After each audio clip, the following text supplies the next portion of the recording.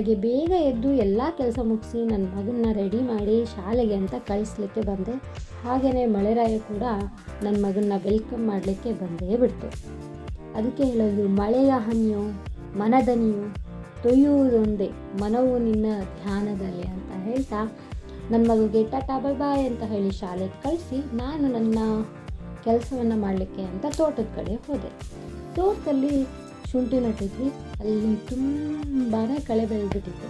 So ಶುಂಠಿ ಗದ್ದೆಯಲ್ಲಿ ಎಲ್ಲ ಕಳೆನೂ ತೆಗೆದು ಇವತ್ತು ಮುಗಿಸೋಣ, ಇವತ್ತು ನನ್ನ ಬರ್ತಡೇ, ಹಾಗಾಗಿ ನಾನು ಯಾವುದೇ ರೀತಿ ಮೋಜು ಮಸ್ತು ಅದು ಇದು ಮಾಡೋಕ್ಕೆ ಇಷ್ಟ, ಆದರೆ ಅವಕಾಶ ಇಲ್ಲ ಅಷ್ಟೇ ನಮ್ಮ ಮನೆಯಲ್ಲೆಲ್ಲ.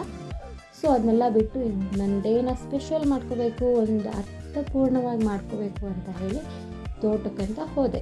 ಜೋಡೆತ್ತು ರೈತನ ಬಲಗೈ ಬಂಟರು, ಇವರಲ್ಲಿಲ್ಲ ಯಾವುದೇ ತಕರಾರು, ರೈತನೇ ಇಲ್ಲಿಯ ಹರಿಕಾರ, ಜೋಡೆತ್ತುಗಳೇ ಇವನಿಗೆ ಸಹಕಾರ.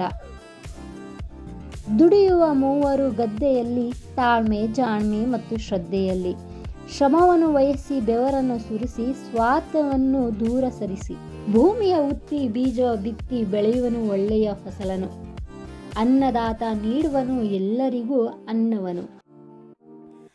ಹಾಗೆ ಕಳೆ ಎಲ್ಲ ತೆಗಿತಾ ನಮ್ಮ ತೋಟದಲ್ಲಿ ಬಿದ್ದಿರೋಂಥ ಹ್ಯಾಡಗಳು, ಅಡಿಕೆ ಗಿಡದ ಹ್ಯಾಡಗಳು ಅದನ್ನೆಲ್ಲ ತೆಗಿತಾ ಒಂದು ಕಡೆಯಿಂದ ಕ್ಲೀನ್ ಮಾಡ್ತಾ ಬಂದೆ. ಹಾಗೆ ಶುಂಠಿ ಏರಿ ಮೇಲೆ ಹೋಗ್ತಾ ಇರೋ ಒಂದು ಹಾವು ಕೂಡ ನೋಡಿದೆ. ಅಲ್ಲಿಗೆ ನನ್ನ ಮೀಟ್ರ್ ಆಫ್. ಹಾಗೆ ನಮ್ಮ ಮನೆಯವರು ಬಾ ಮಾವಿನ ಹಣ್ಣೆಲ್ಲ ಕೊಯ್ಕೊಂಬರೋಣ ಅಂತ ಹೇಳಿ ಕರ್ಕೊಂಡು ಹೋದರು. ಏಣಿ ಹತ್ತಿ ಅವರು ಮಾವಿನಕಾಯಿ ಎಲ್ಲ ಕೊಯ್ದರು. ಹಾಗೆ ಅವು ಬಿದ್ದರೆ ಕೊಳ್ತೋಗ್ಬಿಡುತ್ತೆ ಅಥವಾ ಅದಕ್ಕೆ ಪೆಟ್ಟಾಗ್ಬಿಡುತ್ತೆ ಅಂತ ಹೇಳಿ ಕೈಯಲ್ಲಿ ತೊಗೊಬಂದು ನಾನು ತಲೆ ಮೇಲೆ ಬುಟ್ಟಿ ಇಟ್ಕೊಂಡಿದ್ದೆ, ಅದಕ್ಕೆ ಹಾಕ್ತಾ ಬಂದರು ಅವರು.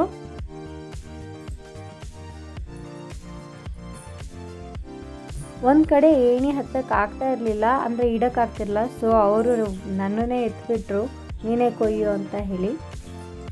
ಅರಳುವ ಕನಸಿಗೆ ನೀ ರಾಯಭಾರಿ, ಅರಿಯದ ಆಸೆಗೆ ನೀನೇ ರೂವಾರಿ. ಇವತ್ತು ನನ್ನ ಬರ್ತಡೇ ಇದೆ.